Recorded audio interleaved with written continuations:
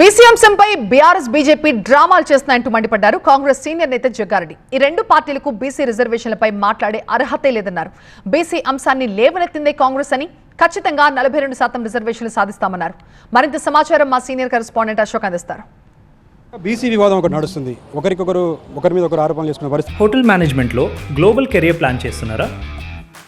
అంతర్జాతీయ చదువు, foreign job chance కోసం ఇండియా నంబర్ 1 హోటల్ స్కూల్ IIHMలో జాయిన్ అవ్వండి. కనిపిస్తుంది. ఢిల్లీకి కూడా చలో ఢిల్లీ కార్యక్రమాన్ని కూడా పెట్టారు. దానికి సంబంధించి మీరు ఏం చెప్తారు? ఎవరు పంచాయతీ ఎవరు అంటున్నారు? బీజేపీ కాంగ్రెస్ ఆడుతున్న నాటకం అని బీఆర్ఎస్ అంటారు. బీఆర్ఎస్ వాళ్ళు డ్రామాలాగా అర్థం కాలేదు. అరే నాయన, బీజేపీ వాళ్ళు మీరు 10 ఏళ్ళు అధికారంలో ఉన్నారు, 3వ అధికారంకి వచ్చిర్రు, మీరు ప్రధానమంత్రి ఉన్నారు. ఒక్కసారి తెలంగాణ రాష్ట్రంలో దేశం మొత్తంలో ఒక్కరోజు ఒక్క బీజేపీ నాయకుడు కూడా బీసీలు కులగణన జరగాలి అని ఎప్పుడైనా మాట్లాడినారా? మీరు మాట్లాడలే. ఇక వీళ్ళ కొత్త కంపెనీ బీఆర్ఎస్ కంపెనీ. అరే ఏంద్రానైనా మీ కథ ఏంది? పంచాయతీ ఏంది? మీ అయ్య 10 ఏళ్ళు కేసీఆర్ సీఎం ఉండే, కొడుకాడ ఏం చేసి ఉండి తెలియదు, బిడ్డ ఏం చేసింది తెలియదు. ఏం డ్రామాలు ఇవన్నీ?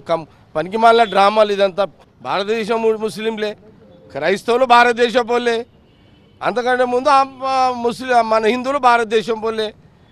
ఏదో పంచాయతీ పెట్టాలి. ఇదంతా పనికిమాలిన రాజకీయం బీజేపీ వాళ్ళకి అలవాటు.